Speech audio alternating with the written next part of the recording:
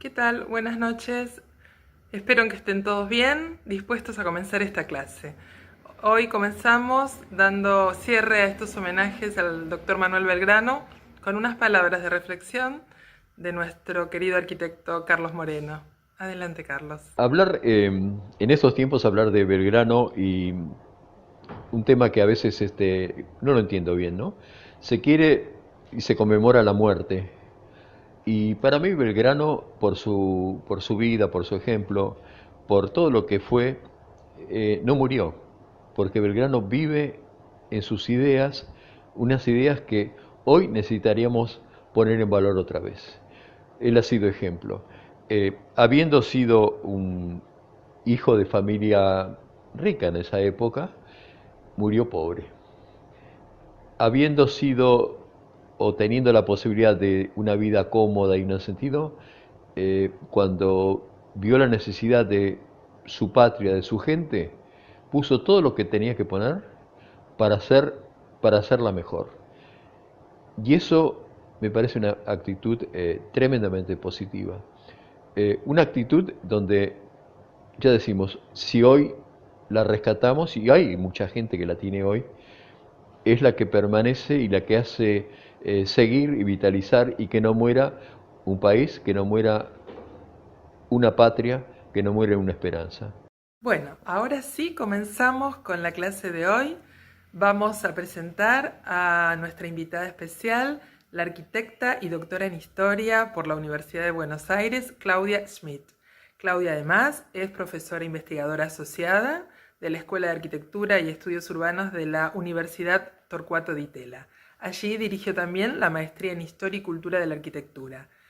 Es autora de varias publicaciones, también conjuntamente algunas de ellas con el arquitecto Fabio Grementieri, y ha dictado conferencias y seminarios en las principales universidades del mundo: Princeton, Harvard, San Paulo, degli Studi di Padova, y ha ganado diversas becas y distinciones. Así que es un gustazo tenerla hoy con nosotros hablando de arquitectura de la educación.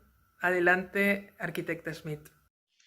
Bueno, muy bienvenidos. Quiero agradecer especialmente a la Comisión Nacional de Monumentos, Bienes y Lugares Históricos por la invitación a participar en este ciclo, y los voy a invitar a hacer un recorrido relativamente rápido, aunque nos va a llevar un tiempito, para reconocer apenas una parte de nuestro extraordinario y vasto panorama patrimonial de arquitecturas para la educación. Así que acompáñenme. Muy bien, vamos a hacer un recorrido entonces por un panorama muy vasto, a partir o a través de algunos conceptos en torno sobre todo a la arquitectura pública, a la arquitectura de Estado para la educación en la Argentina. Este es un tema que sigo hace muchos años con gran interés y que surgió en el marco de las investigaciones que dieron como resultado final una tesis doctoral sobre el tema, y que luego hemos desplegado ampliamente hacia todo el país con Fabio Grementieri en un trabajo de alcance nacional publicado ya hace algunos años. Ahora bien, antes que los niños, los maestros. Es bastante conocido el lanzamiento de las políticas educativas a partir de las ideas de Sarmiento, basadas en el modelo norteamericano. Durante las décadas de 1870, los primeros edificios construidos en la Argentina bajo ese parámetro fueron las tan conocidas escuelas normales para la formación de las maestras, nuestras tan reconocidas y comentadas, por ahí no sé si las conocemos tanto, las llamadas maestras de Sarmiento, como por ejemplo Clara Armstrong, que aquí la vemos fotografiada hacia 1890, y junto a sus discípulas. Ese era el modelo pedagógico que proponía Sarmiento, porque las escuelas que se construyeron en ese periodo, que fueron relativamente muy pocas, seguían más bien una tipología claustral, todavía muy ligada a los conventos, pero que en algún modo aspiraban a tener una representación bastante más ligada al formato de las escuelas templo, de los manuales que consultaba Sarmiento, por ahí el más reconocido también sería el de Henry Bernard. ¿Cuál era ese modelo norteamericano? El modelo que tenía en mente y que quería instalar aquí Sarmiento era dejar en manos de la sociedad la decisión sobre la educación, la búsqueda del terreno, la financiación sobre todo, la implantación y por supuesto la construcción. Sarmiento entendía que eran los padres los que debían solventar y ocuparse de la educación de sus hijos, y en todo caso los municipios ejercerían algún rol de contralor en ese sentido. Estas eran las referencias para los edificios escolares, una arquitectura muy ligada a un modelo de la casa-escuela, bastante distinto al que vamos a ver. Inclusive el propio Sarmiento se animó a bosquejar, a proyectar, aunque si podemos ver una versión un tanto subtropical, ¿no? Con algunas galerías para sombras, para el clima, sobre todo en principio sanjuanino. Mientras tanto, las numerosas escuelas creadas en esa década por Sarmiento, solo en la provincia de Buenos Aires, más de 700, se alojaron en casas y en todo tipo de edificios completamente inadecuados, insuficientes y precarios. El problema radicó en la dificultad de aplicar ese modelo norteamericano a las condiciones del aún todavía no integrado Estado argentino. Esto explica en parte el fracaso de ese modelo. El único edificio que pudo intentar construir, aunque luego tuvo que ser inmediatamente reformado, que fue especialmente proyectado para una escuela, fue la llamada Escuela Catedral al Norte en Buenos Aires, con una construcción muy elemental y que no satisfacía tampoco los requerimientos mínimos de disposición espacial ni constructiva. Argentina todavía tenía que resolver tensiones entre la Confederación y el Estado de Buenos Aires y sobre todas las cosas definir una capital. Este era el mapa que tenemos que tener en la cabeza para pensar en lo que era, en términos muy rápidos, el país en esos momentos. Una vez que el país se consolidó y que se decidió que la capital iba a estar en Buenos Aires y se abrió un periodo de pacificación hacia 1880, ahí arranca, uno diría, un cambio sustancial y un impacto fenomenal de lo que es para la educación en general y la arquitectura para la educación. Pero antes que las escuelas, nuevamente las instituciones. ¿Y cuál es la institución central aquí? El Consejo Nacional de Educación. En ese momento, en 1880, la educación se convierte en una cuestión prioritaria para el Estado argentino y la arquitectura escolar se impone precisamente como una condición primaria para la agenda pública. El Consejo Nacional de Educación fue creado en 1881 y tuvo a cargo, es decir, se dedicaba a elaborar los criterios para el proyecto y la construcción de las escuelas primarias hasta que fue disuelto como organismo hacia mediados del siglo XX. ¿Quiénes lo integraban? Ingenieros, pedagogos y médicos. ¿Cuál fue la clave? La autarquía, es decir, se financiaba con la recepción de impuestos directos. ¿Cuál fue la clave en realidad? Un consenso como muy pocos que hubo en la historia argentina sobre la prioridad que tenía la educación. Por eso las discusiones, las decisiones pasaban por esta institución que es el Consejo Nacional de Educación y que resolvía por su cuenta la cantidad de cuestiones que tenía que ocuparse respecto de cómo tenían que ser las escuelas, dónde tenían que estar y qué características debían tener. Su injerencia, es decir, la actuación del Consejo Nacional de Educación, alcanzaba el ahora sí integrado territorio de todo el país, que se componía básicamente de las provincias y de los llamados territorios nacionales. Es importante detenernos un poquitito más, y ya vamos a empezar a ver arquitectura, que es un poquito lo prometido en el encuentro de hoy, en cómo era, es decir, la importancia de este consejo y la importancia que tuvo para la construcción por supuesto, y el armado del aparato educativo integral. El proyecto, la financiación y la construcción de las escuelas primarias de la educación básica en la capital y en los territorios nacionales, pero que rápidamente se hizo extensivo su injerencia o su autoridad al resto del país, se concentraba en este consejo. En cambio, todo el resto del aparato educativo, los colegios secundarios en todas sus variantes y en las universidades tenían que pasar sus decisiones por el Congreso Nacional.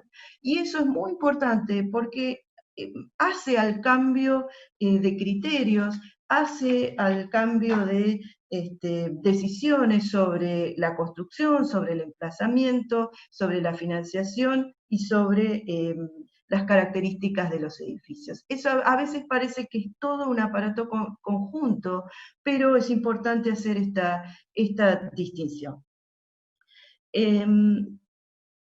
Las primeras normativas, muy tempranas, en el 1881, ya aparecen en el órgano del Consejo Nacional de Educación, que era el monitor de la educación común, ya establecían que las escuelas rurales, por ejemplo, debían mantener una austeridad extrema, sin ornamentos, y construirse con materiales nobles, duraderos, y preferentemente disponibles en el sitio, en el lugar donde se iban a construir. Una característica de la austeridad y la idea de la construcción mínima, que se prolongó por décadas y se prolonga hasta el día de hoy, y uno se sigue preguntando por qué esto es así. Pero eso lo dejamos para una pregunta abierta para conversar en alguna oportunidad. En cambio, aquellas emplazadas en las ciudades, por su carácter cívico, actuaban como máquinas modernas de urbanización, como grandes arquitecturas civilizatorias, ¿no? Como si no fuera lo mismo o como si no pudiera tener un lugar similar la arquitectura, las escuelas rurales. Pero ¿desde cuándo hay que ir a la escuela? Porque esto no fue siempre así. La naturalización de este acto cívico y cultural se incorporó a la vida cotidiana con la sanción de la Ley 1420, que en su artículo segundo dice, a veces no recordamos la última parte de su enunciado, que la instrucción primaria debe ser obligatoria, gratuita, gradual y dada conforme a los preceptos de higiene. A pesar de todo, a pesar del fracaso, entre comillas, uno podría decir, y esto va a suscitar muchas discusiones, Sarmiento había formulado las tres premisas, esas tres premisas fundamentales que marcaron el carácter de la arquitectura para la enseñanza y que están en su libro de la educación popular. La disposición en aulas, que suponía pupitres individuales y que eran unidades espaciales repetibles de acuerdo a la cantidad, pero sobre todo a la gradualidad, a los grados de aprendizaje. La atención a la cuestión de la higiene a través de la ventana, ese es el dispositivo que nos marca el grado de atención a la higiene, y lo que él llamaba cierto lujo de decoración, que en términos de la teoría de la arquitectura deberíamos pasarlo a la noción de carácter arquitectónico. Él sostenía que además del intelecto había que formar el físico y el gusto, aunque solo décadas más tarde de su enunciado, que es ahora, en el momento en que estamos, esto así podido ser puesto en práctica. Una forma muy rápida de ver qué pasó con eso es el álbum de vistas de escuelas comunes, que fue lo que la Argentina presentó en la exposición de París de 1889, la exposición internacional, que comenzaba con la imagen paradigmática del aula y un cuadro con las estadísticas de las escuelas construidas que consignaba los costos del terreno, la edificación, acá vemos la ubicación, el terreno, el tipo de edificio y el presupuesto que se había invertido. ¿Por qué todo esto es, por qué estoy marcando todo esto? Porque hay una cuestión principal que tampoco no, es tan evidente.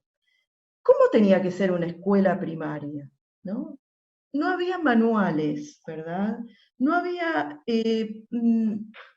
no había tratadística, aunque parezca mentira. Los tratados, la enseñanza, lo que los arquitectos, los ingenieros sabían, era para construir edificios de otra categoría, para construir escuelas normales o directamente universidades.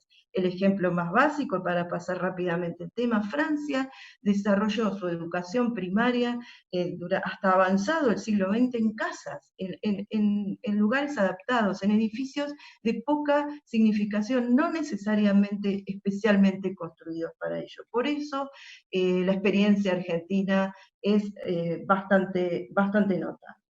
Podemos ver entonces cómo esos primeros edificios, que acá tenemos un paneo de ese álbum, denominados escuelas palacio, estaban compuestos por un sector jerárquico en la entrada, el museo escolar, la dirección, la biblioteca y un vestíbulo, ¿sí?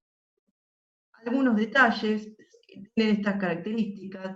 Podemos tomar el ejemplo de una de las más típicas, en donde vemos algo que se repite en esta época de los 80, después eso desaparece, las tres entradas, la dirección, niñas, niños, el edificio en general se dividía, si ven acá este cerco, es como casi dos, esta división básicamente de los corredores abiertos, y las aulas tenían un formato aislado.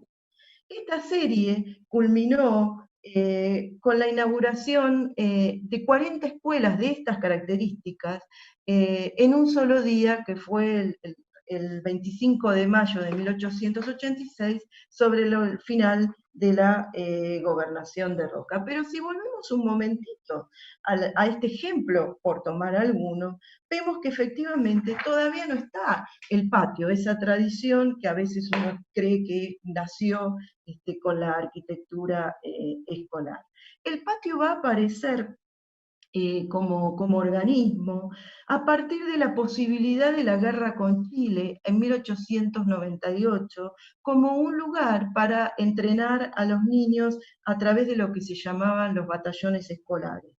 Esto estaba entonces en sintonía con esa idea de la defensa de la patria, entre comillas, y aparece la necesidad de que las escuelas incorporen, obviamente, no solo el patio como un motivo militar, sino como un reservorio higiénico de aire renovable, también, por supuesto, para la práctica de la gimnasia, la recreación, y rápidamente tomó el lugar de las conmemoraciones institucionales.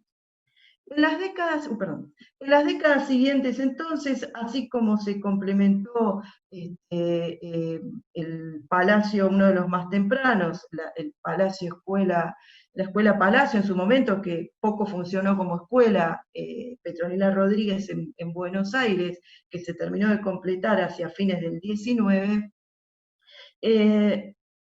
el país se fue poblando de esas máquinas de urbanidad.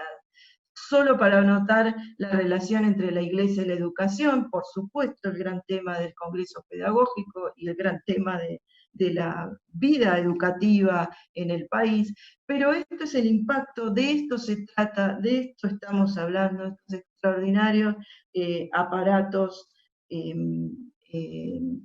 educativos, que quedará en ustedes o en todos nosotros pensar la actualidad y la añoranza que uno puede tener de la calidad de estas arquitecturas y estos espacios. También estaba la enseñanza móvil, ¿no? Que podría ser bastante, que era en su momento realmente también bastante útil, que eran los barcos escuela que iban sobre todo por el delta del Paraná.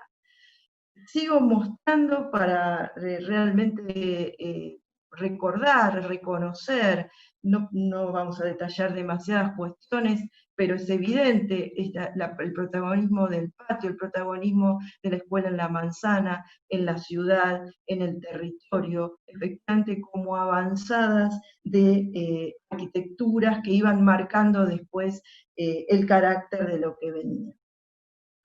A partir de lo que sería los años 20, 30 fundamentalmente, aunque es un tema que viene, como ya dijimos, desde el comienzo, dos ejes centrales se van a producir en la discusión. Uno de ellos era la discusión sobre el tema de la higiene, y acá la vedette, la protagonista, la figura notable, es el aventanamiento, un tema que hoy todavía sigue teniendo extrema actualidad.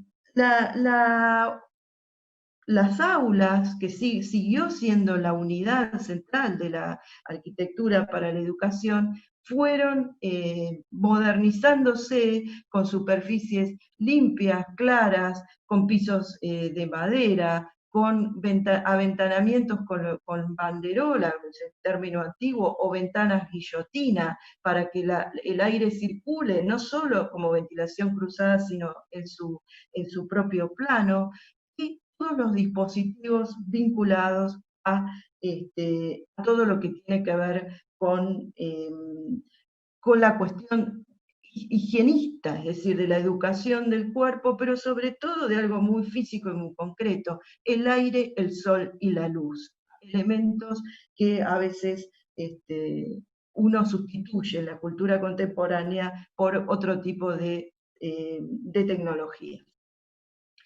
Estos edificios extraordinarios que siguen teniendo vigencia y que quedará para el final ver qué podemos hacer o qué podría suceder con ellos, nos llevan a otra discusión que también fue central y que va a tener un parteaguas o un quiebre en la década del 30, aquella tan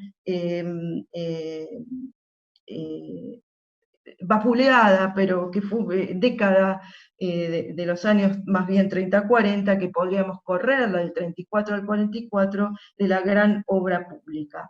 El emblema es la construcción del edificio del Ministerio de Obras Públicas de la Nación, que lideró buena parte de las construcciones de Estado en todo el país. La arquitectura para la educación ya estaba, como vimos, desplegada, por supuesto siempre insuficiente, pero había un consenso y una sensación y una estadística concreta y un reconocimiento social del crecimiento de la educación y del combate del analfabetismo, ¿verdad? Va a ser la ocasión del centenario de la Ley 1420, hacia 1934, cuando estos ejes centrales se vuelvan a poner en discusión. Y va a aparecer un viraje en esa idea de la higiene hacia una discusión que podemos ponerla en relación al clima y la nación. El otro es cómo tenía que ser ese carácter moderno de la arquitectura de Estado. Algo había que cambiar, ese era el planteo. En 1937 el Consejo Nacional de Educación elabora un mapa climático, precisamente, y el debate fue extraordinario, porque decían, ¿por qué las escuelas en Jujuy tienen que ser iguales que en Tierra del Fuego, que en Ushuaia, o que en la Patagonia, o que en los Andes? Y la discusión era, bueno, una parte decía, bueno, porque son escuelas del Estado y el Estado debe reconocerse más allá de la particularidad regional. La contrapartida era, no, está bien que se reconozca, pero nosotros no morimos de frío, no morimos de calor, es decir, no podíamos usar tipologías de manera general, y sobre todo carácter arquitectónico, representaciones similares en distintas partes del país. Bueno, esa discusión no es solo propia de la arquitectura de la educación, pero tenía que ver con ese rasgo particular, si se quiere, político, finalmente la impronta de esas arquitecturas, que no se pierda de vista que es del Estado, básicamente. Los prototipos, considerando los climas, han sido muchísimos, y las propuestas regionales también. Y la otra discusión, que ha sido muy larga también, y que marcó una gran transformación en todo ese paquete de arquitecturas que vimos, fue el carácter de estas escuelas. Sobre todo, el hincapié estuvo puesto, la discusión estuvo centrada en la educación primaria. ¿Cómo se celebró, entre comillas, el cincuentenario de la Ley 1420? Y acá entramos en un problema muy propio, muy caro a la cuestión de lo patrimonial, de la preservación o del reciclaje. Bueno, voy a mostrar un ejemplo o dos quizás. Y la discusión era que ahora, para que el Estado es moderno, y el Estado se tiene que representar de una manera neutra, sin ornamento. Aquel lujo de decoración que Sarmiento reclamaba, ahora ya no tenía lugar. Esta es una de esas escuelas que estaban que se construyeron en ese terreno, la vemos por aquí. Esta fue la escuela de 1886, y esto fue lo que sucedió. Es decir, se le puso un vestido moderno. Hubo un plan, si la celebración del cincuentenario fue con un plan de remodelación de fachadas, así se llamó, y fue una ampliación de escuelas en donde se le agregaron un piso en general, y sobre todo la vivienda del director, pero lo que se hizo es básicamente una propuesta de cambio radical, de cambio sustancial, de lavado de cara. Fue otra de las escuelas de Tamburiri, frente a Plaza Tribunales en Buenos Aires, para la cual se propuso esta transformación que se llevó a cabo, que siempre nos es muy difícil sacar la foto por la cantidad de árboles que hay alrededor, y en general no tengo perspectiva, así que les debo la fotografía, pero el impacto es francamente fenomenal. Arranca entonces otro mundo, otra concepción, otras miradas, una apertura universal. Ahora sí, hay también ya han pasado 50 años de una experiencia formidable, y hay una posibilidad de mirar el mundo de otra manera, y las referencias, por supuesto, a las arquitecturas modernas en general son otras, ¿no? También las demandas educativas, ¿verdad? Llegando ya entonces a mediados del siglo XX, ¿no?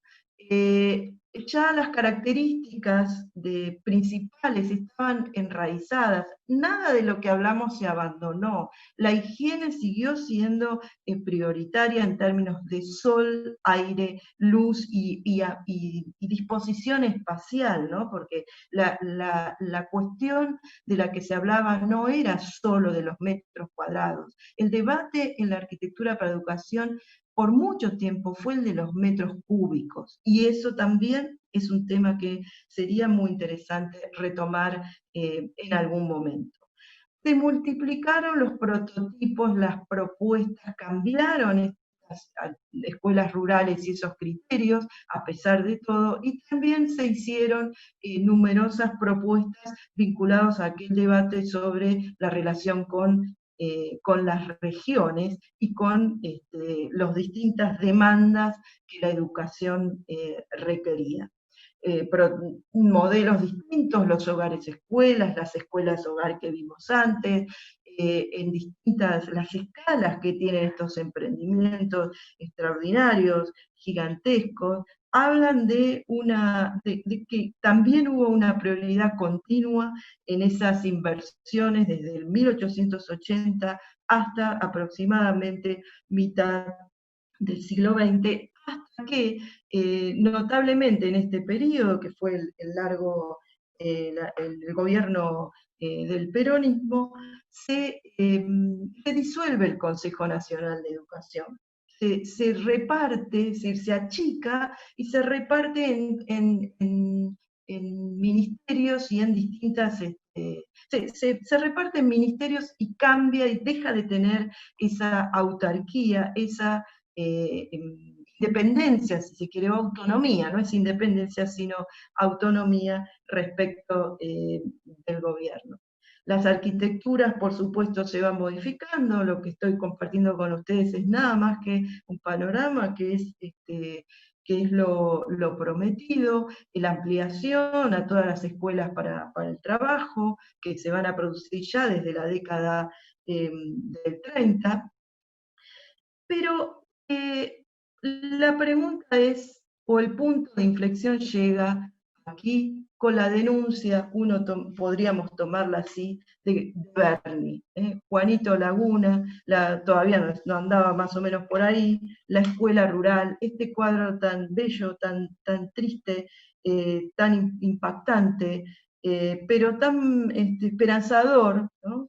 En el sentido de que vemos por lo menos un aula llena, llena de niños, pero acá el anuncio de las dificultades. Por supuesto, esta escuela rural no es no tiene que ver con esas escuelas rurales que acabamos de ver en el panorama general. ¿Qué pasó cuando llegó el futuro entonces? ¿No? ¿Qué pasó cuando, pasada la Segunda Guerra, en el marco de la Guerra Fría, cambia sustancialmente las coordenadas internacionales, el Consejo Nacional de Educación ya pierde, como decíamos, su protagonismo, pero igualmente la arquitectura escolar mantuvo una inercia muy poderosa, porque la gente que trabajaba en las oficinas públicas acumuló una enorme cantidad de saber técnico, específico, y en esa especie de cadena de que las oficinas iban sumando, integrando, mejorando, autocriticando la producción que salía de allí, el conocimiento sobre cómo hacer escuelas era bastante profundo y riguroso.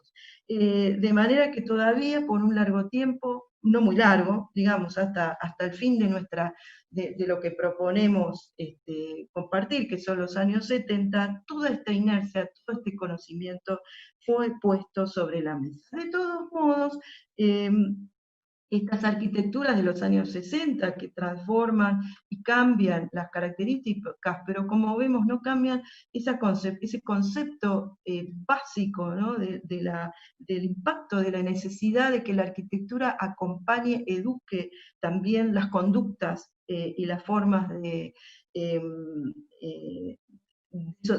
trabajar en conjunto, de sociabilizarse y de compartir experiencias comunes.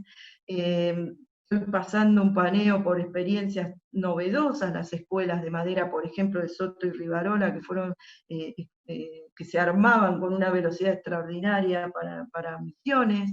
En fin, experiencias tenemos un montón, pero nuevamente quiero cerrar con otra institución que fueron el armado de la CONESCAL a nivel latinoamericano y la Dirección Nacional de Arquitectura Escolar.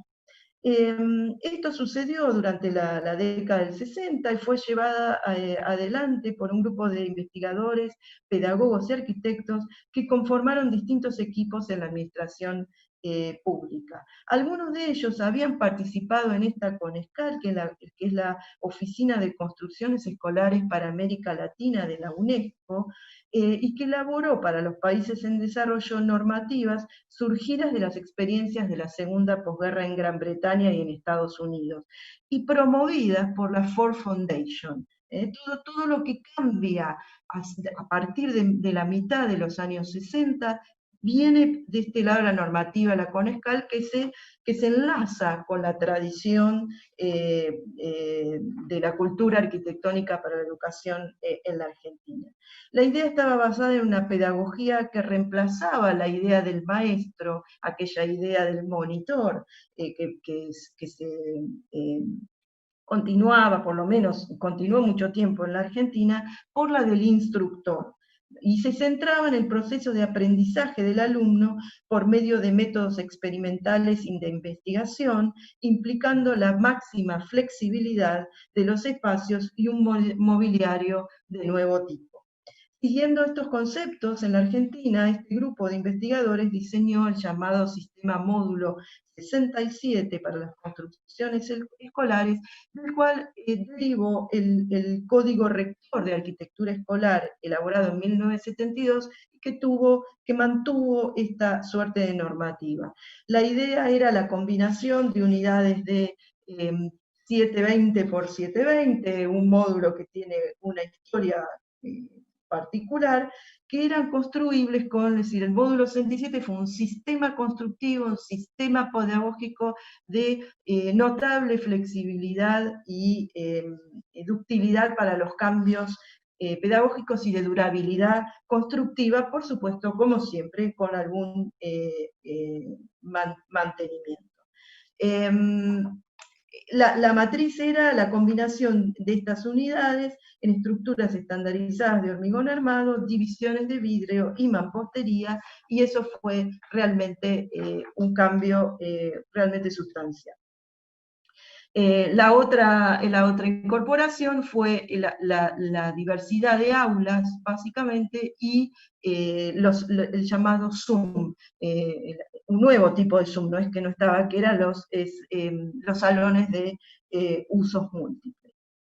Sin embargo, todavía, a pesar de esta tradición, persiste en la Argentina una fuerte impronta del aula entendida como una tipología de organización formal, con un número de alumnos, con una idea muy individualizada, materializadas en el pupitre. Por supuesto que algo de eso ha cambiado, y todavía una idea de frontalidad, a pesar de todo, con el protagonismo de este maestro, que si bien la pedagogía ha cambiado, o ha intentado, ha tratado de proponer el cambio de esta sustitución del maestro por el instructor, en ese tránsito todavía de la transformación pedagógica, creo yo, y eso es para discutir, todavía está la arquitectura para la educación en la Argentina.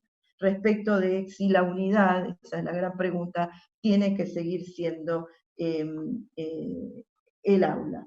Las escuelas construidas en las últimas décadas, si bien han incorporado facilidades para dispositivos tecnológicos, equipamientos digitales, salas multifuncionales, talleres, etc., insisto, mantienen todavía algunas trazas de ese siglo XX. Lo que quería compartir entonces, haciendo un recorrido muy breve, recogiendo algunas piezas de lo que estuvimos viendo, es recalcar que la Argentina fue un extraordinario campo de experimentación e innovación, muy temprano en términos de la arquitectura para la educación a nivel internacional, no siempre mirado desde otros países del mundo, y eso, bueno, pero sí que Argentina miró otras experiencias, hay muchísimos registros de grupos de pedagogos, de arquitectos en viaje de reconocimiento y de conocimiento de escuelas en otros países en los años 40, sobre todo para volver y tratar refinar todo este extraordinario conocimiento en torno a la arquitectura para la educación. Eh, Algunas de esas piezas entonces eh, nos permiten pensar qué hacer con todo esto y qué pasa con la escuela hoy. No con estas escuelas de las que viven, que tienen vida todavía y larguísima duración, y con las escuelas que tendríamos que construir. Yo me atrevo a decir entonces que nosotros tenemos que aprender de nosotros mismos un poco, diría, ¿no? Ya tuvimos las escuelas del futuro, creo que están acá las escuelas del futuro. Quiero mostrar un ejemplo muy temprano, de los años también, del 40, que es cuando se incorporó el jardín de infantes al Instituto Bernasconi, ese edificio modelo para la educación en América Latina, que fue así como fue concebido. Y si prestamos atención con las sillas Marcel Breuer, el aventanamiento, la transparencia, la disposición, cómo era la enseñanza, ya teníamos acá. Es decir, acá no hay frontalidad, acá no hay escritorio, acá no hay esa idea del maestro, todo esto ya estaba puesto en el jardín, los biombos, insisto, toda esta secuencia de ventilaciones cruzadas, de transparencia, el mobiliario absolutamente autoportante, ayer eran sillitas, hoy serán, no sé, bicicletas, monopatines, ¿verdad? Y el otro ejemplo que es la escuela que había creado el Jockey Club para sus empleados y que rápidamente fue donada al Estado, que también es del año 29 y que muestra es decir, las aulas que se dividen, y que esto afortunadamente está intacta con estas puertas corredizas que se pliegan en un placar, en un pequeño nicho que hay desde donde estamos sacando la fotografía, y que rápidamente pueden convertirse en ámbitos de gran flexibilidad y que invitan sobre todo al desarrollo corporal y a la creatividad. Finalmente, entonces, el siglo XXI y la demanda de un proceso de aprendizaje en movimiento, una corporalidad más libre, la variación en la organización cronológica, el famoso tema de la ruptura de los módulos, o por lo menos la aleatoriedad de la hora de clase, o los 40 minutos o lo que fuera, el uso de las tecnologías digitales, y la formación permanente ponen a prueba los límites de la flexibilidad de un valioso patrimonio existente. Pero, como vemos, tiene mucho para dar y tenemos mucho para aprender de este patrimonio construido en estos casi 100 años para pensar finalmente la escuela por venir. Muchísimas gracias por la atención y espero que en algún momento podamos compartir una conversación e intercambiar ideas respecto de este tema tan crucial y tan apasionante, y que en este momento de cuarentena, así como se salió a construir, a agregar camas, también habría que pensar en agregar hospitales, tendríamos que salir corriendo, no a agregar aulas, a agregar escuelas. Bueno, muchísimas gracias. Bueno, qué maravilla las construcciones dedicadas a la educación que persisten como grandes palacios en nuestro país. Ahora vamos a continuar ya con un conocido. Nuestro profesor ahora es el arquitecto Fabio Grementieri, a quien ya hemos presentado y todos conocemos. Así que adelante, Fabio, con tu parte sobre esta temática. Hola, buenas tardes. Después de esta presentación de nuestro fantástico patrimonio de la educación en Argentina, que abarca todo el territorio nacional y, digamos, muchas décadas, más de un siglo de construcción de arquitectura escolar, yo quiero, en la presentación de hoy, hacer referencia y presentar algunos casos de acciones de valoración y preservación de este patrimonio de la educación tan importante para la Argentina, la educación que signó realmente la identidad de la Argentina por muchas décadas y la hizo famosa a nivel latinoamericano y también a nivel mundial. Bueno, tenemos un patrimonio muy, muy importante que tenemos que seguir utilizando como tal y conservándolo de la mejor manera, adaptándolo a los nuevos usos. Esta imagen que vemos es muy representativa de ese patrimonio de la educación. Justamente es un ejemplo de un tipo, la escuela normal, digamos, tan importante como institución en la Argentina por un siglo, y también como tipología, como edificio de gran presencia urbana, rodeado por jardines, realmente un palacio para la educación, que lleva la fecha de 1884, cuando se crea la institución. El edificio es construido alrededor de los años de 1900. Este patrimonio por muchas décadas sirvió a los fines pedagógicos, políticos, culturales, educativos de la Argentina.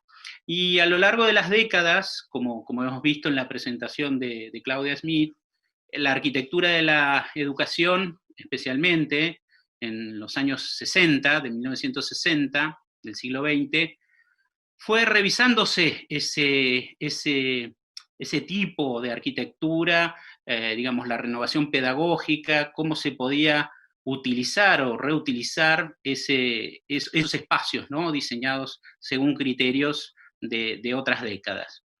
La imagen que tenemos es la Escuela Normal 1 de Buenos Aires, es un proyecto justamente que se termina antes de la Ley Nacional de Educación, del arquitecto Ernesto Bunge, y fíjense que esos mismos edificios, 20 años después, van siguiendo distintas modificaciones. Acá vemos en la planta el edificio original sobre la avenida Córdoba y toda una extensión realizada a principios del siglo XX con el mismo tipo de arquitectura, completando, digamos, la manzana, para, digamos, satisfacer las nuevas necesidades de ampliación de la matrícula y de nuevos locales para otros usos y otras funciones ya a principios del siglo XX. Bueno, este edificio va a seguir funcionando hasta mediados de la década del 70, cuando, en función de esta renovación pedagógica, las nuevas ideas para la arquitectura escolar, a distinto nivel, a nivel internacional, que se difundieron en distintos lugares, va a resultar en una propuesta, en un proyecto para ese mismo Normal 1 Buenos Aires, de demolición total del edificio y construcción de apartes de un complejo que vemos a la derecha, de aulas con terrazas escalonadas, muy, digamos, en sintonía con las teorías arquitectónicas y de arquitectura escolar de la época. Se empieza la demolición por partes del edificio y un grupo de padres y de vecinos se alarma y decide llevar la propuesta de declarar Monumento Histórico Nacional a la Escuela Normal 1, que así ocurre, la Comisión de Monumentos la declara, y bueno, el proyecto no sigue adelante, queda construido solamente el sector de esta esquina, ¿no es cierto?, de la manzana sobre Córdoba y la esquina de estas dos calles, y el edificio es transformado en sucesivos momentos para renovación y adecuación a las nuevas y complementar la edificación parcial de la nueva arquitectura. Esta arquitectura en los años 80, la arquitectura escolar, también se vio un poco asediada por estas cuestiones pedagógicas, pero también porque muchos de estos edificios escolares estaban construidos en la parte central de las ciudades más importantes de la Argentina, desde fines del siglo XIX y principios del siglo XX, ¿no? Es el caso del Patio Olmos, en Córdoba, que bueno, en algún momento tuvo problemas aparentemente estructurales, fue desafectado y finalmente se lo transformó en el famoso shopping Patio Olmos. Y fíjense también que ya iniciado el siglo XXI, esa escuela que veíamos al principio, la Normal Castro Barros, la Normal de La Rioja, que responde a una tipología que se va repitiendo con 1 o 2 pisos en distintos lugares del país, un modelo diseñado por el arquitecto Tamburini, el arquitecto de Roca, cuando fue jefe de la Secretaría de Obras Públicas de la Nación. Hacia el año 2010 se decide desafectarla. Es un edificio realmente de calidades arquitectónicas, digamos, inserto en un lugar con todo un parque alrededor. Inclusive históricamente fue el primer jardín que creó Rosario Vera Peñalosa, la maestra de la Argentina, la maestra de la patria. Lamentablemente no se dieron cuenta, no tuvieron en cuenta que ese edificio seguía sirviendo a las funciones escolares y áulicas, y bueno, fue desafectado y transformado en un centro cultural con distintos locales, afectando mucho no solo, digamos, el destino original, sino la propia arquitectura. Ese edificio, como vemos, sale de esa matriz que tienen muchas otras escuelas normales de la Argentina, construidas entre 1885 y 1905 aproximadamente, como la Escuela Normal Carbó, ¿no es cierto?, de la provincia de Córdoba, que vemos en esto y que muestra esa tipología que se va repitiendo y la misma fachada, o digamos variaciones de la misma fachada, los patios conformados de la misma manera, los recintos de acceso. Es decir, no solo es el edificio una tipología, sino que los locales también van siguiendo esa seriación, ¿no es cierto?, adaptadas a cada uno de los sitios. Para nosotros, hoy por hoy, es muy importante reconsiderar esta arquitectura para la educación. Son edificios pensados, diseñados, construidos, mantenidos, ampliados, en especial los que muestro en estas plantas, en estos dibujos, por el Ministerio de Obras Públicas. Ustedes saben que hasta los años de 1990 la educación secundaria, a nivel secundario, estaba a cargo del Ministerio de Educación de la Nación, después se transfiere a las provincias. Bueno, en todos esos 100 años, el Ministerio de Obras Públicas construyó infinidad, miles de escuelas, en ese laboratorio que fue la sección de arquitectura del Ministerio de Obras Públicas, en donde pasaron arquitectos, ingenieros de distintos países, argentinos. Realmente ese laboratorio de educación se ve un poco en estos planos, en estas matrices, fíjense ustedes, de estudio, de evolución de los distintos tipos y, digamos, los avances que se iba tomando a lo largo de la evolución de la arquitectura escolar, que por otro lado, como siempre, nuestros arquitectos y los técnicos, también los del Ministerio de Obras Públicas, siempre estaban atentos a los desarrollos de otros países, y en ese eclecticismo muy fructífero encontraban las soluciones para el contexto argentino, de la educación argentina de esas décadas. Hay entonces en ese Ministerio de Obras Públicas un patrimonio archivístico increíble, inmenso, del patrimonio de las obras públicas, ¿no? De todo lo que el Estado construyó entre los años de 1880 hasta la década de 1970 aproximadamente. Es ese reservorio que tiene todos esos dibujos, esos esquemas, los detalles constructivos, como vemos acá, de la decoración.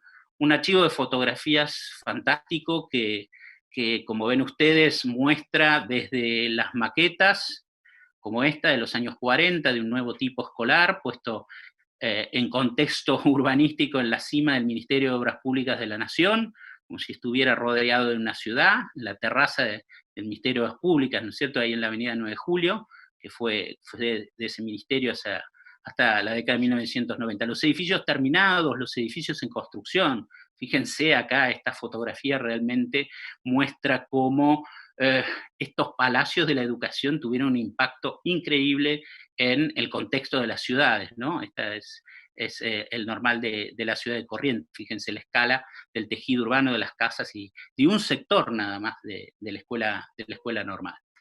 Y fíjense que realmente fue un laboratorio de arquitectura escolar. Acá vemos tres alternativas hechas a fines de la década del 10, en la década del 20 y en la década del 30, y se termina inaugurando en los años 40, de la Escuela Normal de San Fernando, hecha por distintos arquitectos en un terreno que se compra a fines de la década del 10, y todo un proceso de elaboración y además de sumar los fondos, ¿no? Los recursos para construir. Nos muestra cómo a partir de la fundación de la institución escuela, que a veces ocupaba otros edificios más antiguos, u edificios públicos, partes de edificios públicos en los inicios, se va generando todo estudios y todo un proceso de construcción y de mantenimiento de estos edificios. Bueno, todo ese material que ustedes ven allí, que he mostrado apenas, bueno, una puntita, es lo que alberga el CEDIAP, que es el Centro de Documentación e Investigación de la Arquitectura Pública, creado a mediados de los años 90, cuando el Ministerio de Obras Públicas se transforma apenas en Secretaría, y todo ese archivo que estaba en la punta en los últimos 2 pisos del edificio del Ministerio de Obras Públicas se traslada al Ministerio de Economía y la Secretaría de Obras Públicas. Bueno, el CEDIAP viene trabajando hace 25 años, realmente un equipo fantástico, que, bueno, preserva y investiga, ha hecho inventarios y digitalización de la mayor parte de esa fabulosa colección de documentación de la arquitectura pública de la Argentina y especialmente de la arquitectura escolar que hemos estudiado con Claudia Smith a lo largo de algunos años. Y los convoco a quienes me oyen a que entren en el CEDIAP y a consulta online y vean el material que tienen. Seguramente muchos de ustedes encontrarán las fotos y los planos de las escuelas o de los colegios donde estudiaron. Y a partir de este reconocimiento de la educación, del patrimonio de archivo, es muy importante trabajar con ese archivo porque nos permite descubrir perlas, edificios de un gran valor patrimonial. Esta Escuela Normal Sarmiento, inaugurada en 1910, aparentemente parece muy similar a la Escuela Normal Castro Barros, a la Carbó de Córdoba, construidas justamente a principios del siglo XX según esa matriz de Tamburini de los años 80. Pero, este edificio, que fue proyectado por el Ministerio de Obras Públicas, aquí ven los planos iniciales, fechados en 1906 aproximadamente por los arquitectos en jefe, muestran un edificio con su arquitectura sistemática, ¿no? De prototipo, que se va repitiendo, en este caso de un solo piso, y estructura metálica para, digamos, armar las columnas de hierro fundido para las galerías, viguetas metálicas, ladrillos, las famosas bovedillas. Pero bueno, estamos en San Juan, la zona más sísmica de la Argentina, y aparecen en escena especialistas, el ingeniero Domingo Selva, formado en la Argentina, de origen italiano, que propone, ya había estado trabajando hacía 5 o 6 años, un pionero del hormigón armado en la Argentina, propone una estructura de hormigón armado para todo el edificio, la proyecta, la calcula, trabaja con otros profesionales del Ministerio de Obras Públicas, y fíjense en estas imágenes, el proyecto de las armaduras, es un edificio totalmente hecho en hormigón armado, es una tecnología de punta, alta tecnología para la época, aplicada a la arquitectura de la educación, y además antisísmica. Este edificio, este fabuloso edificio, que aparentemente es similar a varios otros que se construyeron en esos 25 años que estuvo vigente este prototipo, es un edificio antisísmico, resistió a los terremotos de 1944, que arrasó con toda la ciudad de San Juan, y después el de 1977, el de Caucete, ¿no es cierto? Son entonces estos edificios que aparentemente son reiterativos, como vemos, en algunos casos llegan a, digamos, un valor patrimonial dado por esa alta tecnología y ser un edificio antisísmico en 1910, cuando, digamos, ese tipo de tecnología no se aplicaba en otros lugares del mundo, que enaltecen este patrimonio y hacen que nos preocupemos para preservarlo de la mejor manera. Justamente la Comisión de Monumentos desde hace 2 años está trabajando con el área de Cultura y Patrimonio de la provincia de San Juan para ir poco a poco haciendo las respiraciones pertinentes, que se deben no a los sismos, sino al cambio climático y a problemas de humidificación.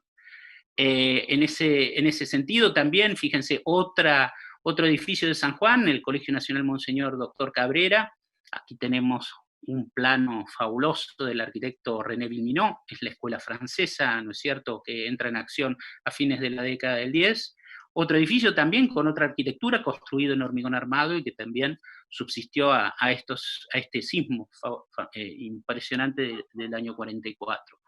La consulta de la documentación, la aproximación a estos edificios, también nos ayuda a revalorizar desde el punto de vista de su historia, de su arquitectura, de un modelo de diseño de estas facilidades para la educación que realmente nos completa el panorama del gran valor que tiene todo el patrimonio de la educación en conjunto y cada pieza en particular.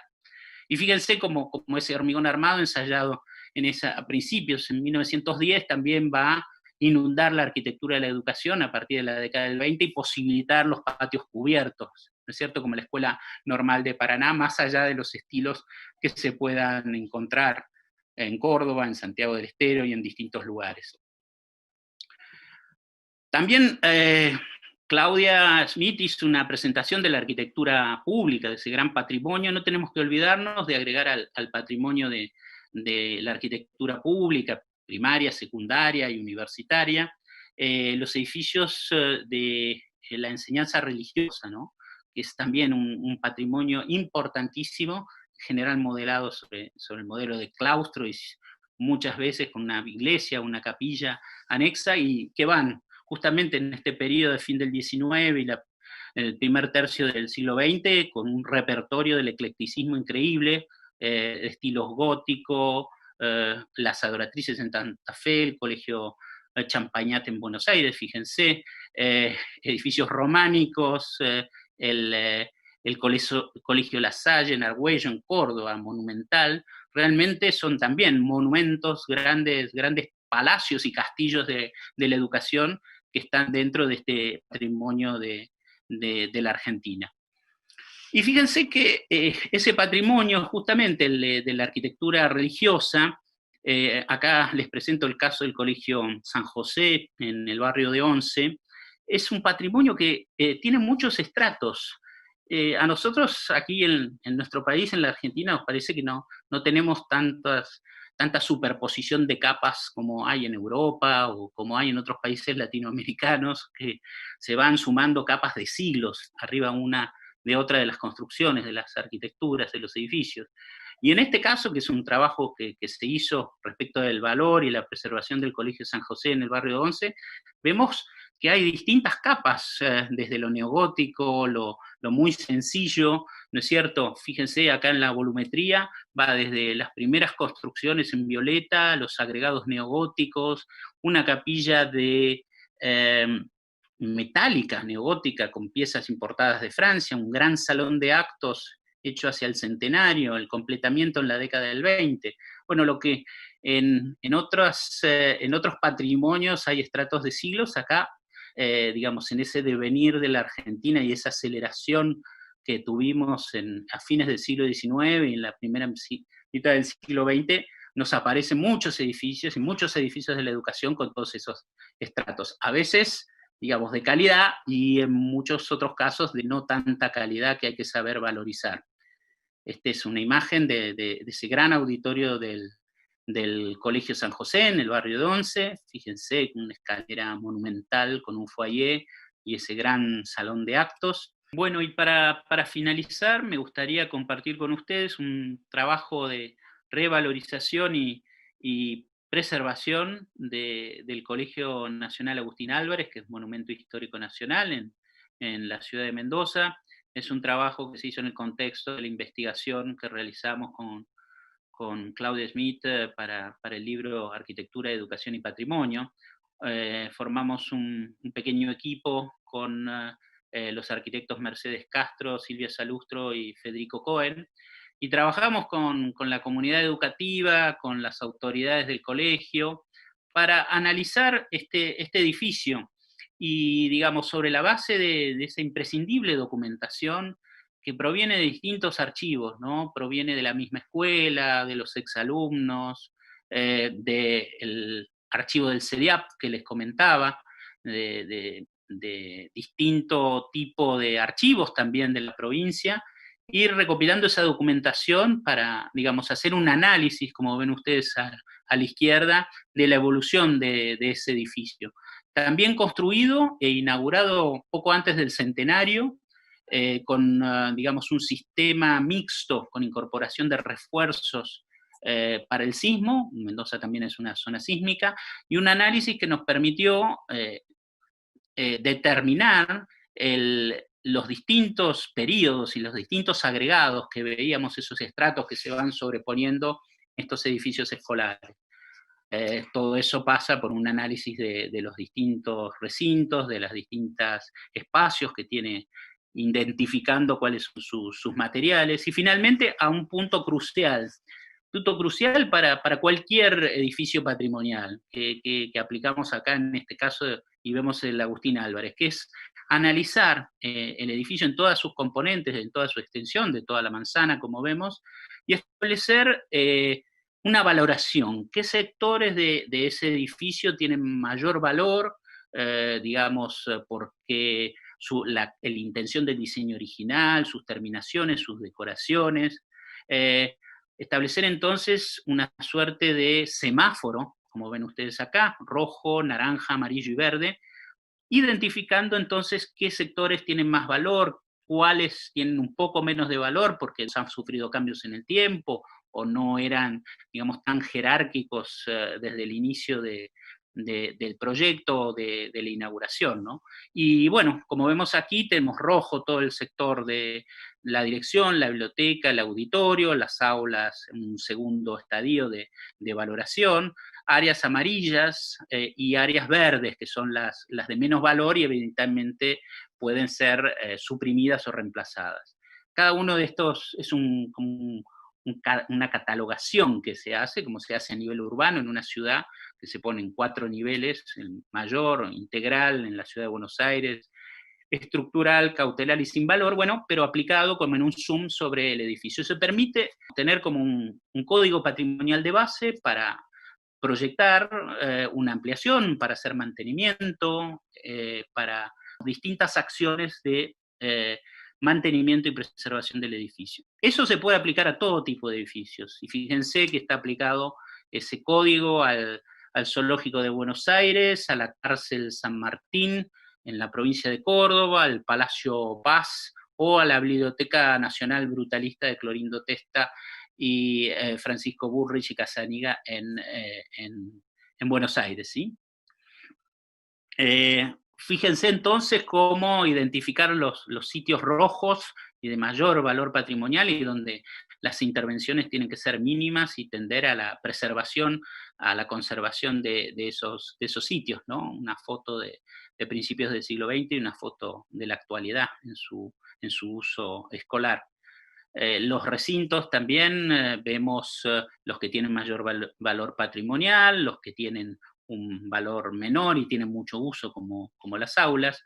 Y todo esto para llegar también eventualmente a una ampliación, un nuevo estrato del edificio, que como ven ustedes aquí, este es el edificio original, la casa del director, un ala que se construye en los años 30, el sector de baños se demuele, se construye una nueva administración, porque muchas veces estos colegios están sobrecargados creados para una sola institución, se van sumando otras escuelas y distintos turnos, ¿no es cierto? Y eso va, digamos, afectando. Entonces, la propuesta es construir nuevas salas, respetando esos patios alargados, ¿no es cierto?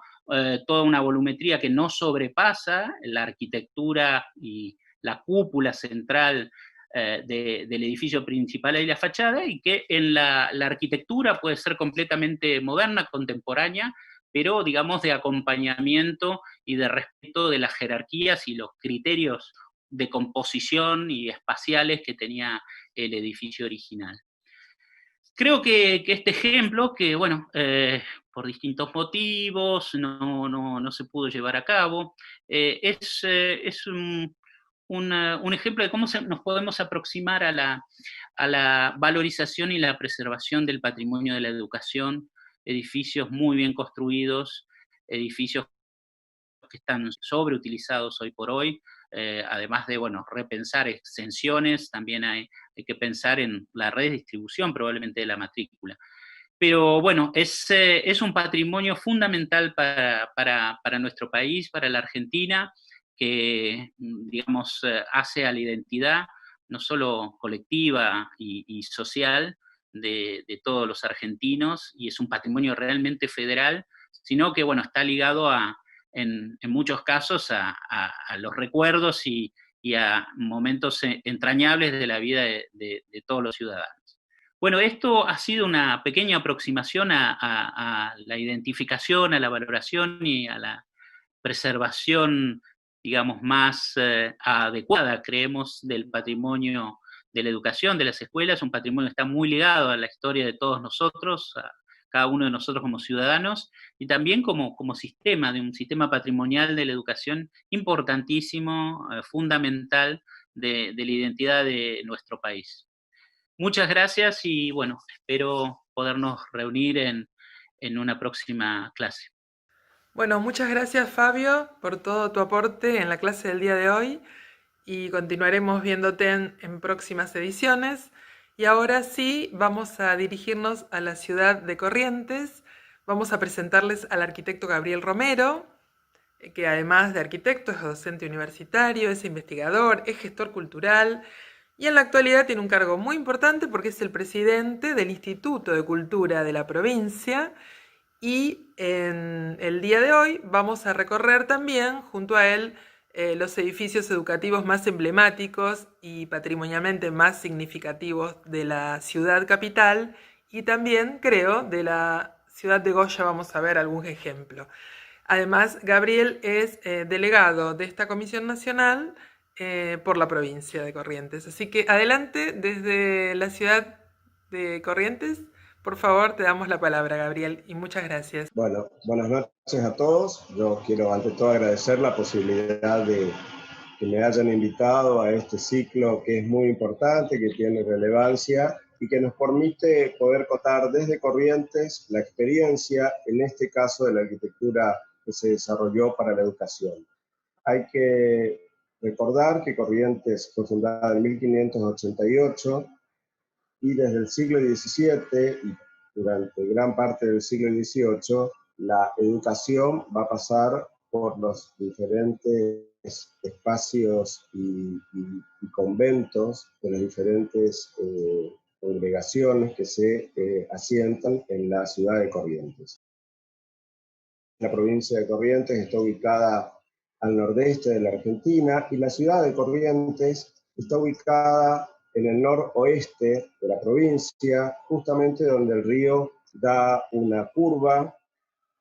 La ciudad fue fundada por Juan Torres de Vera y Aragón en 1588 y fue trazada a partir de las leyes de Indias. En este mapa plano antiguo de la ciudad se pueden ver la localización de la plaza, que está ubicada bien en el sector superior, en esa planta libre, en esa manzana libre que pueden ver. En torno a la plaza, como habitualmente pasaba en las ciudades coloniales, en las fundaciones coloniales, se ubicaban los edificios más representativos de la ciudad. La iglesia matriz, el cabildo y una serie de conventos que aparecen allí marcados en la planta y que de alguna manera van a ser los protagonistas, como decía también anteriormente, de la educación, del desarrollo de la educación durante todo el siglo XVII, perdón, y el siglo XVIII. La ciudad, durante todo el periodo colonial, era una ciudad baja, de casas de galería, que era la particularidad de la arquitectura colonial del área guaranítica, una construcción fundamentalmente en madera, tierra, tejas de palma y posteriormente de tejas. Y los antiguos documentos, a partir de 1600, hablan de la necesidad de fomentar la educación de primeras letras para los niños de la ciudad. Desde la contratación o desde que se empiezan a dar el rol de maestros a los primeros responsables de la formación, se menciona tanto en actas capitulares de 1600 como de 1630 la contratación de maestros y que esta función de escuela se iba a desarrollar en la antigua iglesia matriz. Este es un antiguo grabado de la iglesia matriz de Corrientes, que está ubicada frente a la plaza, donde pueden ver que se trata de una arquitectura muy precaria, una nave con techo a dos aguas, habitualmente de parinudillos, que tenían galerías en ambos laterales. Los escritos dicen la primera escuela va a funcionar en los andenes de esta iglesia matriz. El cabildo, que estaba frente a este lugar, en uno de los laterales también de la plaza, en varias ocasiones recalca de la importancia de la educación y en algunos escritos de 1686 pide a la Compañía de Jesús la necesidad de poder formar un colegio que se va a concretar con la llegada de los jesuitas en 1690. Este sitio de los jesuitas va a ser la fundamental escuela en todo lo que queda del siglo XVII y casi en la mitad del siglo XVIII. Este lugar se ubica en las cercanías de la plaza, sobre el río Paraná. En líneas generales, en el gráfico superior se puede ver un esquema general de lo que era el terreno, la ubicación del colegio y la iglesia de la compañía, y en la parte inferior van a ver un esquema de este gran espacio donde se desarrolló el primer colegio de los jesuitas.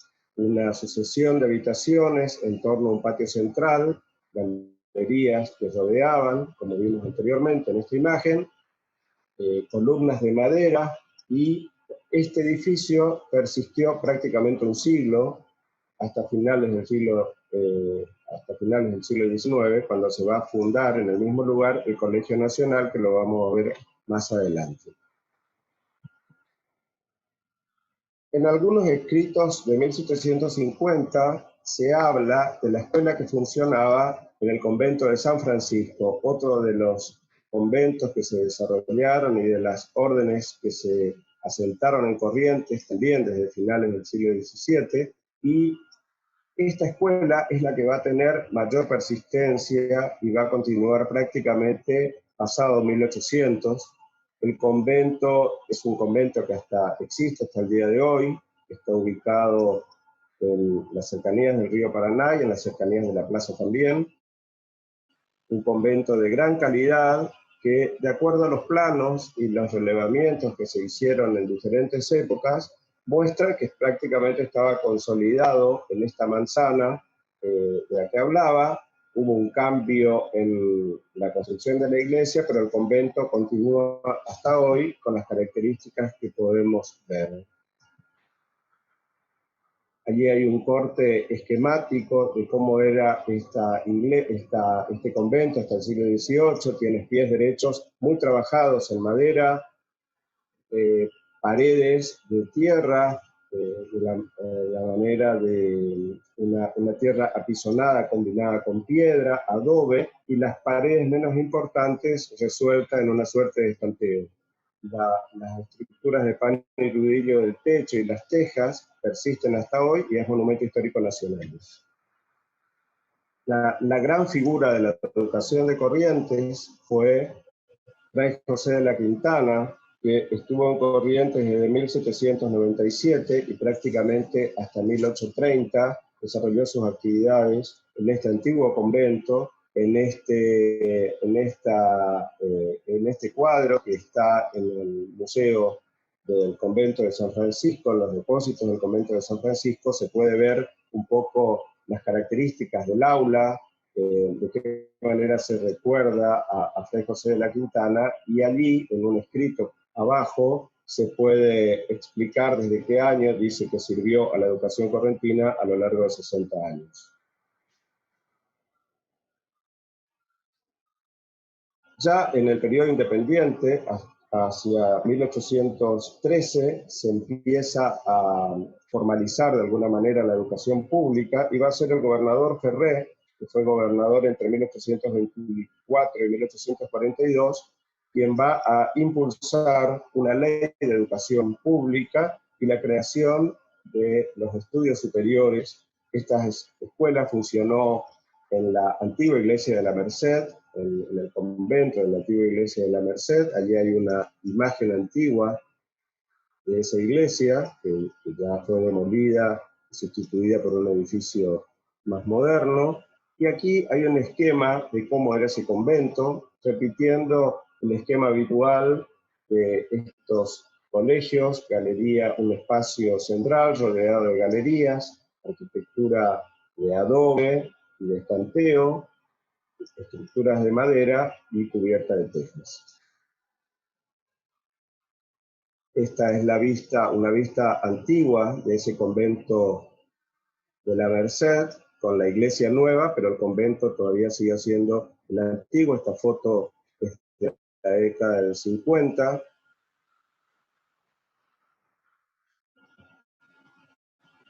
Y una imagen de algún aspecto de esas galerías del antiguo colegio, que fue construido en 1856 y demolido en 1970.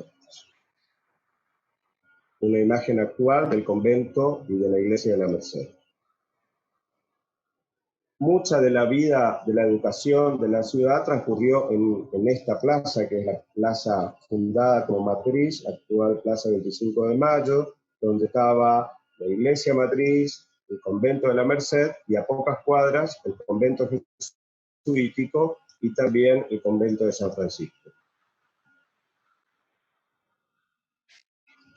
En 1869 se va a fundar el Colegio Nacional, hoy conocido como Colegio Nacional General San Martín. Se fundó en 1869, el año pasado cumplió 150 años y fue declarado Monumento Histórico Nacional, y se va a instalar en la antigua manzana en la que estuvieron los jesuitas, donde también funcionó la Casa de Gobierno y Aduana durante el gobierno del doctor Pedro Ferré. Y este es un esquema general de cómo era este colegio.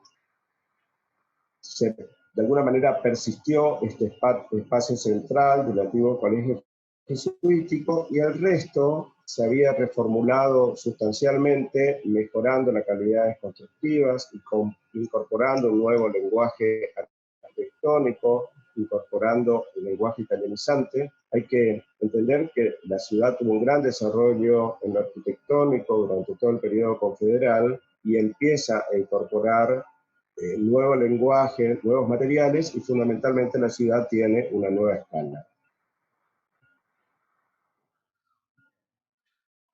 Algunas imágenes antiguas de finales del siglo XIX de cómo estaba conformada esa manzana desde el exterior. Podemos ver que entre aquella precariedad que habíamos mostrado anteriormente, la arquitectura colonial, que tenía una escala diferente, la ciudad empieza a cambiar. Por un lado, se rectifican las calles, se ordenan de alguna manera el desarrollo de la ciudad, y por otro lado, bueno, se incorpora el lenguaje académico con nuevos materiales que van a cambiar la imagen urbana de la ciudad. En otras zonas de la ciudad, como manera de ejemplo, esto es un lugar bastante céntrico, de alguna manera convive todavía la arquitectura de galerías al exterior con esta nueva imagen urbana, ¿no? Hay un cambio importante de la escala, aparece el ladrillo cocido, la cal, que va conviviendo con todavía técnicas y con la imagen pueblerina de la ciudad. Si pensamos que esta es la calle Buenos Aires, a 3 cuadras de la iglesia de la Merced, la verdad es que sorprende e impacta un poco con los cambios que la ciudad tuvo a lo largo de todo este tiempo. El primer espacio construido como escuela va a ser la Escuela Normal de Niñas, de 1875, que estuvo a cargo del maestro Juan Bautista Bussi. Es la primera escuela diseñada para eso. Está ubicada en el antiguo convento de los dominicos, de las dominicas, y va a ser una escuela que de alguna manera su arquitectura va a impactar con todo el resto del paisaje urbano, ¿no? 1875 se transforma de alguna manera todas las construcciones que había allí, se ordena, se incorpora, como había dicho antes, un lenguaje académico, pero todavía aquí supera los ejemplos anteriores. Hay una gran avanzada en estos 2 laterales de la fachada, un retranqueo de volumen central, la incorporación de un gran portal de acceso que ahora vamos a ver en detalle, y esta generación del espacio abierto que de alguna manera le da una perspectiva diferente al edificio. Algunas fotos un poco más nuevas. Este edificio, que se conserva casi completo actualmente, es el Consejo Deliberante de la Ciudad de Corrientes. Una imagen actual donde pueden ver la importancia que tiene ese portal de acceso a manera de arco triunfal. Y en pocos años la ciudad cambia esa imagen de casas de galería por esta nueva imagen que tiene un nuevo ropaje, una nueva escala, y fundamentalmente muestra aires modernos para finales del siglo XIX. La gran transformación urbana sin duda va a estar a cargo de uno de los grandes constructores, Juan Coll, ingeniero y arquitecto, que va a tener quizás la obra más importante, que es la Casa de Gobierno, que está instalada donde antiguamente estaba la iglesia matriz. La iglesia matriz y posteriormente iglesia catedral se traslada a otra plaza de la ciudad, y en este terreno vacante se hace esta gran obra, que si uno piensa para el momento el impacto que generó esta y las construcciones que transformaron todo el paisaje urbano de la ciudad. Estos constructores italianos como Bussi, como Juan Coll, se van a encargar de hacer muchas obras escolares. Lo que estamos viendo a la izquierda es el Colegio San Vicente de Paul, actualmente el Colegio San José, que es una construcción de 1895, también diseñado para escuela, un lenguaje italiano organizado a partir de 2 patios, con aulas en torno a patios y galerías.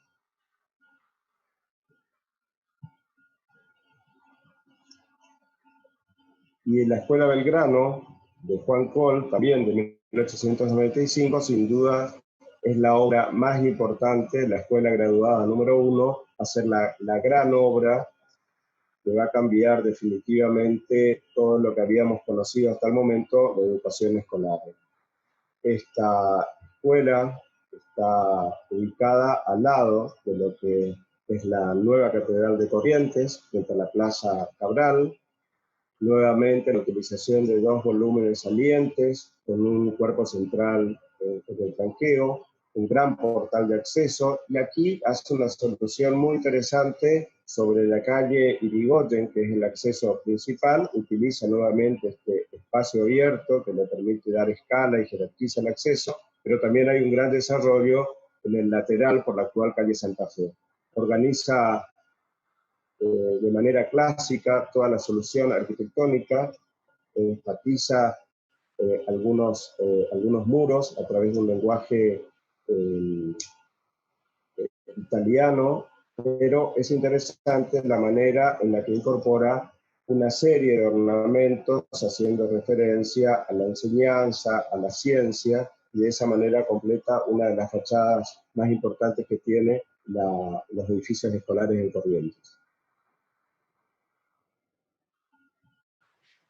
El otro edificio, que es la gran obra de Coll, es la escuela número 2, Domingo Faustino Sarmiento, está ubicada frente a la iglesia de la Merced y frente a la Casa de Gobierno. Los historiadores hablan de qué manera Coll entendía la importancia que tenía la ubicación de esta obra. Resuelve la esquina, la ochava de esquina con una gran curva, organiza la fachada nuevamente con basamento, resolución y un remate a través de todos estos pretiles calados, que va a ser un poco la invariante en su obra. El acceso principal sobre la calle Buenos Aires, frente a la plaza, lo hace a través de este arco triunfal de 3 partes. Y aquí podemos ver un esquema original de la escuela que ya fue modificada en la parte interior. Está organizada a partir de estas galerías muy interesantes que de alguna manera partían este patio interior de la escuela.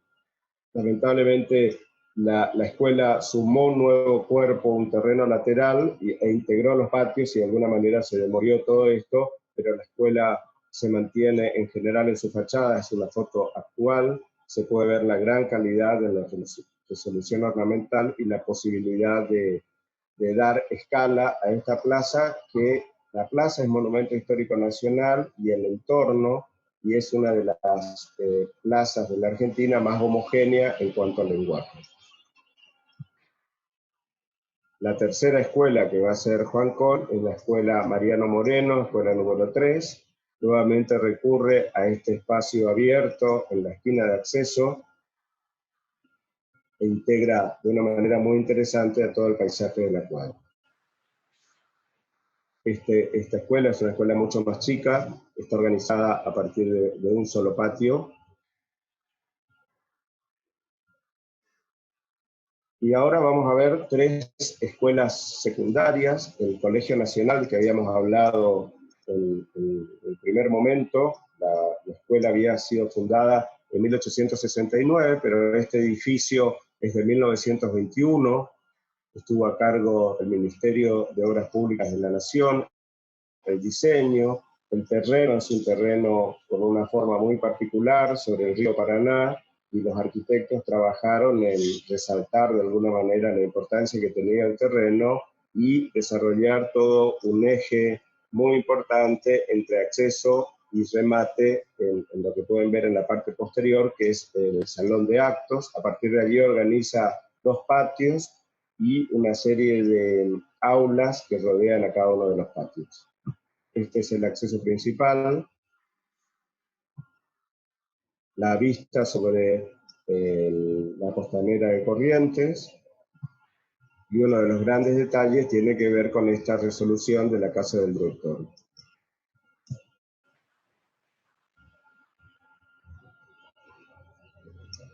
La escuela, como dije anteriormente, fue declarada Monumento Histórico Nacional en 2019. Lo que estamos viendo es la Escuela Normal Dr. Juan Pujol, fundada a finales del siglo XIX y que funciona en este edificio desde principios del siglo XX.